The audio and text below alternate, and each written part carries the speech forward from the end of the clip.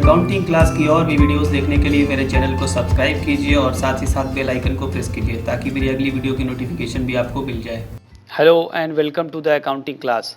Issue of shares जब आप पढ़ते होंगे तो वहाँ पर एक टर्म आता है मिनिमम सब्सक्रिप्शन। ये मिनिमम सब्सक्रिप्शन क्या होता है आज की वीडियो में हम लोग समझेंगे। देखिए, कंपनी जब शेयर्स इशू करती है तो वहाँ पर तीन में से कोई एक कंडीशन बन सकती है। वो कंडीशन हो सकती है ओवर सब्सक्रिप्शन की, वो कंडीशन हो सकती है फुल्ली सब्सक्रिप्शन की, या वो हो सकती है अंडर सब्सक्रिप्शन की। ये तीनों कंडीशन आप जानते हैं, लेकिन यहाँ पर मिनिमम सब्सक्रिप्शन समझाने के लिए इन तीनों को एक बार बताना ज़रूरी है। ओवर सब्सक्रिप्शन का मतलब ये होता है कि कंपनी ने जितने शेयर्स ऑफ़र किए हैं उससे ज़्यादा के लिए पब्लिक ने अप्लाई कर दिया है। कंपनी को यहाँ पर कोई प्रॉब्लम नहीं है, शेयर्स ज़्यादा आ गया है, एक्सेस शेयर्स को कंपनी लौटा सकती है, उनके अमाउंट को रिजेक्ट कर सकती है, या ज़्यादा शेयर्स के लिए जो अमाउंट आ गया है उसको प्रोराटा अलॉटमेंट कर सकते। फुल्ली सब्सक्रिप्शन के केस में भी कोई प्रॉब्लम नहीं है। कंपनी ने 1 lakh shares for example issue किया है और 1 लाख के लिए ही एप्लीकेशन भी आ गया है, तो यहाँ पर जितने शेयर्स इशू करना चाहती है आसानी से इशू कर सकती है कंपनी। लेकिन अंडर सब्सक्रिप्शन में देखिए ऐसा नहीं है। अंडर सब्सक्रिप्शन में देखिए क्या होता है, मान लीजिए 1 लाख शेयर्स कंपनी इशू करना चाहती है, लेकिन एप्लीकेशन 1 लाख के लिए नहीं आया है, तो क्या कंपनी 1 लाख शेयर्स इशू कर पाएगी? सवाल ही नहीं उठता है, क्योंकि एप्लीकेशन ही कम के लिए आया है। अब यहाँ पर क्या 90,000 के लिए वो इशू कर पाएगी? इसके लिए एक केस देखना पड़ेगा हमें।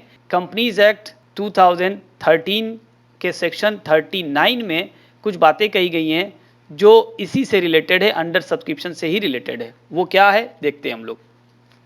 देखिए, सेक्शन 39 के सब सेक्शन 1 में कंपनीज एक्ट के कही गई है बात, मिनिमम सब्सक्रिप्शन को डिफाइन किया गया है।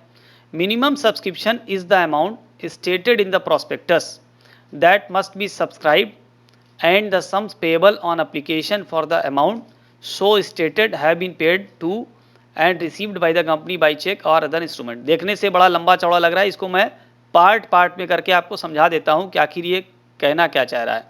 सेक्शन 39 में जो डिफिनीशन दी गई है मिनिमम सब्सक्रिप्शन की, कि ये वो अमाउंट होता है जो प्रॉस्पेक्टस में लिखा होता है। प्रॉस्पेक्टस क्या होता है? कंपनी का एक डॉक्यूमेंट होता है जिसे कंपनी शेयर्स को इशू करने के पहले जारी करती है। ये एक तरह का इनवाइटिंग या इनविटेशन लेटर होता है पब्लिक को।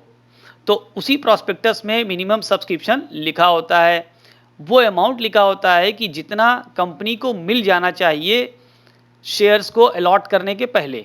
ये इसका मतलब है, सीधी सी बात है। देखिए लिखा हुआ है कि that must be subscribed and the sum payable on application. अब यहाँ एप्लीकेशन पे ही पहले पैसा आता है। आपको पता है कि कंपनी की जो किस्तें होती हैं उनमें एप्लीकेशन ही सबसे पहले होती है। तो जो एप्लीकेशन के ही जरिए आपको पता चलेगा कि कितने शेयर्स के लिए पब्लिक सब्सक्राइब कर रही है, कितना शेयर्स पब्लिक लेना चाहती है। तो सबसे पहले पब्लिक आपको एप्लीकेशन का मनी दे देती है, तो उसी एप्लीकेशन के मनी पर आपको ये तय हो जाएगा कि वो टोटल कितने शेयर्स के लिए अप्लाई कर रहे हैं। मान लीजिए आपने 1 लाख शेयर्स के लिए ऑफ़र किया है, पब्लिक को इनवाइट किया है, लेकिन एप्लीकेशन पर जो मनी आई है वो सिर्फ 90,000 के लिए आई है या 80,000 के लिए आई है। तो यहीं पर आपको पता चल जाएगा कि इतने शेयर्स लोग लेना चाहते हैं। अब यहाँ पर सवाल ये है कि मिनिमम सब्सक्रिप्शन की ये लिमिट क्यों लगा दी गई? मिनिमम सब्सक्रिप्शन एक लिमिट है, उसके अकॉर्डिंग मतलब ये है कि अगर उतने अमाउंट से कम या उतने शेयर्स से कम के लिए पब्लिक अप्लाई करती है, सब्सक्राइब करती है, तो आप पब्लिक को शेयर्स अलॉट नहीं कर सकते हैं। अब देखिए, ये जो है डिफिनीशन मैंने बता दिया आपको कि minimum subscription is the amount stated in the prospectus that must be subscribed and the sums payable on application for the amount so stated have been paid to and received by the company by check or other instrument। यानी वो minimum amount है जो company के prospectus में लिखा होता है और उस अमाउंट को पब्लिक के ज़रिए मिल जाना चाहिए, चाहे वो चेक के माध्यम से हो या किसी दूसरे इंस्ट्रूमेंट के ज़रिए, वो मिल जाना चाहिए। अब यहाँ पर सेबी की गाइडलाइन है। सेबी क्या कहती है? अगर मिनिमम अमाउंट या मिनिमम सब्सक्रिप्शन का अमाउंट सिर्फ कंपनी पर छोड़ दिया जाए तो कंपनी अपनी मिनिमम लिमिट कोई भी तय कर सकती है। मान लीजिए कंपनी ने तय कर दिया है 50% कि 50% के लिए भी अगर लोगों ने अप्लाई कर दिया है तो वो शेयर्स उनको दे देगी। तो कंपनी अपने मर्जी से अगर करना हो उसे तो वो कुछ भी तय कर सकती है। लेकिन सेबी जो है, सेबी का रोल ये होता है कि वो इन्वेस्टर्स के इंटरेस्ट को प्रोटेक्ट करती है। यानी जो इन्वेस्टर्स हैं उनके फाइनेंशियल रिस्क को वो कम करने की कोशिश करती है।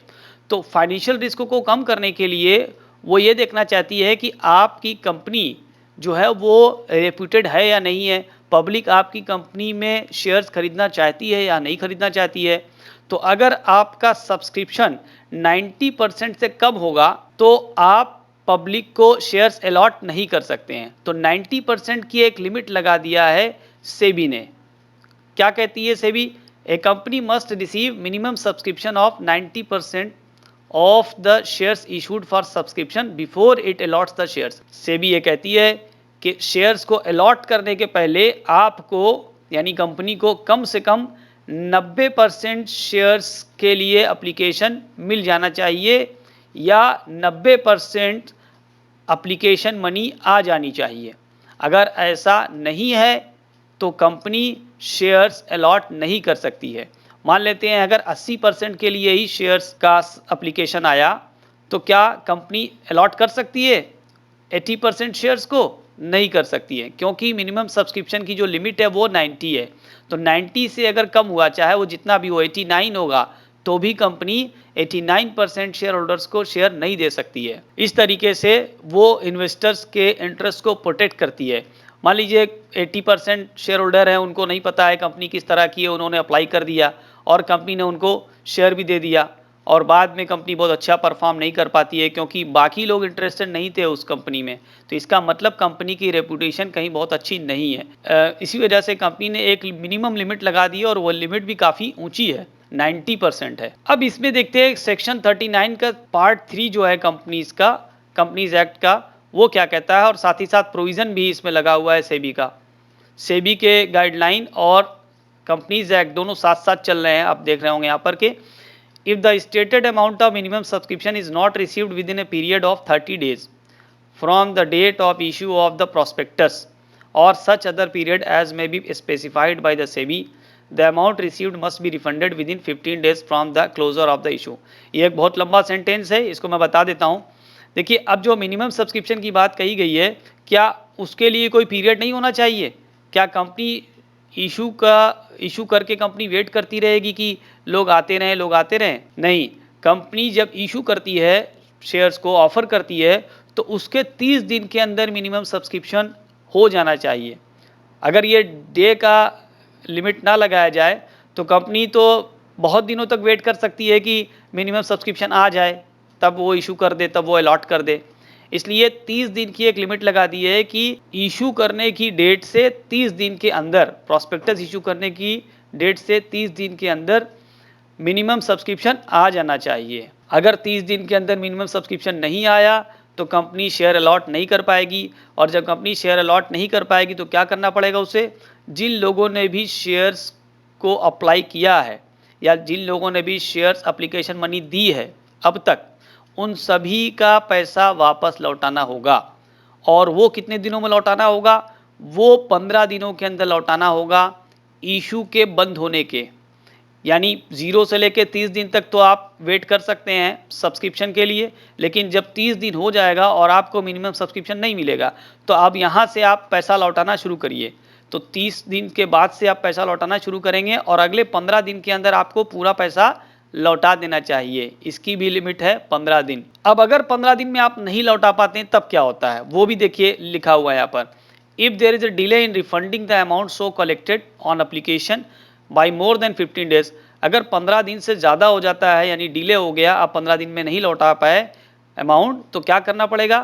तो company will be liable to repay it with the interest at the rate of 15% per annum. Company को फिर 15% पर एनम यानी सालाना की दर से जितने दिन डिले होगा उतने दिन का इंटरेस्ट भी देना पड़ेगा। तो अब सिर्फ अमाउंट से काम नहीं चलेगा, वो अमाउंट के साथ साथ आपको इंटरेस्ट जोड़ करके देना पड़ेगा अगर आपने 15 दिन के अंदर नहीं लौटाया तो। उम्मीद करते हैं इन्फॉर्मेशन आपको यूजफुल लगी होगी। तो अगर आपने मेरे चैनल को अभी तक सब्सक्राइब नहीं किया है, प्लीज़ सब्सक्राइब कर लें और वीडियो पसंद आया तो इसको शेयर कर दें। अपना बहुत ख्याल रखिए, मिलते हैं अगली वीडियो में, तब तक के लिए गुड बाय।